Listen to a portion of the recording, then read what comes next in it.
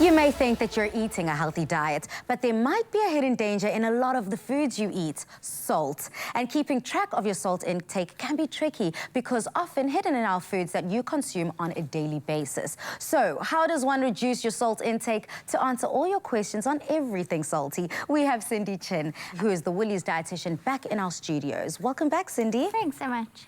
Now, Cindy, a lot of people do struggle with salt and salt intake. So how much salt should we be taking in and why? So a rough guide by the World Health Organization is about a teaspoon a day, which is not a lot, because you think about what you're shaking into your food, but there's also a lot of hidden salts in the other foods that we eat, particularly processed foods. And South Africans are renowned for having a lot of salt in their diets, mostly from processed foods, like 60%, and 40% would be from the salt we add during cooking and during eating as well. That sounds crazy to me. A teaspoon isn't that much. But what foods do we already find have salt in it and then that we don't necessarily need to add anymore? Yeah, so I mean, we're renowned for, as South Africans, to using lots of soup powders, stock cubes, gravies and sauces. So there's that segment, but there's also things like everyday foods like breads and cereals, and obviously snack foods that are like salty crisps and those sort of things. So I think cumulatively, we tend to eat much more than we realize. And also we tend to add salt before we even taste it. Yeah. We sit at the table. I'm kind of guilty of that. Yeah. So the good news is there are ways to kind of curb how much we eat. And one of the ways is to gradually reduce it. So don't cut it out completely tomorrow or today at supper time, because you're going to struggle.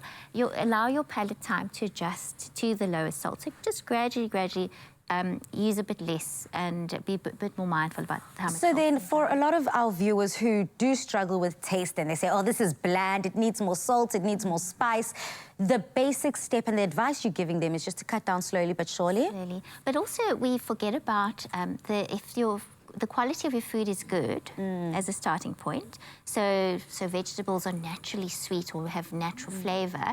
That's a big thing that we forget. And also the way we prepare it. So if you're going to boil it all the time and just boil it to death, it's not going to taste good. But if you braise it and let it caramelize and roast it and add some lovely herbs and spices and let the flavours develop in the way you cook the food, it's much more flavourful, and you don't have to depend so much on salt to add the flavour at the end of the cooking time. That's such a lovely process, because a lot of people say if it is not cooked within the salt, do not add it later. Just so pay more attention as to how you prepare your food, and that can also help. But I'm going to take it a step further, a step back from actually preparing. When you're in the shops, what role does reading the label play? A very important part. So firstly, if it's in a package and has a label, that's more of a processed food. So always aim, especially if you have high blood pressure. So a third of South Africans have high blood pressure, which is quite a high statistic. Already you should be aiming for more whole foods, less processed fruits, vegetables, whole grains, etc. They don't really need deciphering of a food label. Right? But if you are picking up a package that has a food label, a very useful thing to do is to firstly remember that we need about 2,400 milligrams of sodium a day as a base. So if you check the food label per 100 gram, you'll see sodium.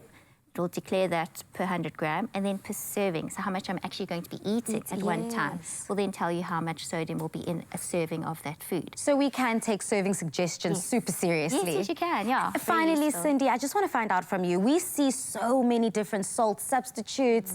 We have the healthier salts, sea salt. So how does that play a role in the food that we eat? And is there actually a difference? So some people think that there's some nutritional benefit, but you'd actually have to eat quite a lot of it to actually have to give you any micronutrients that would have a beneficial effect. So actually, at the end of the day, they all contain the same amount of sodium, but for flavour and for I don't know, for excitement in your diet, some pink salt is maybe not a bad idea, but still, you got to keep it and use it in moderation. Beautiful. Thank you so much for your advice, Cindy. Now, with World Salt Awareness Week just around the corner, please be conscious of how much salt you eat and be on the lookout for those hidden salts.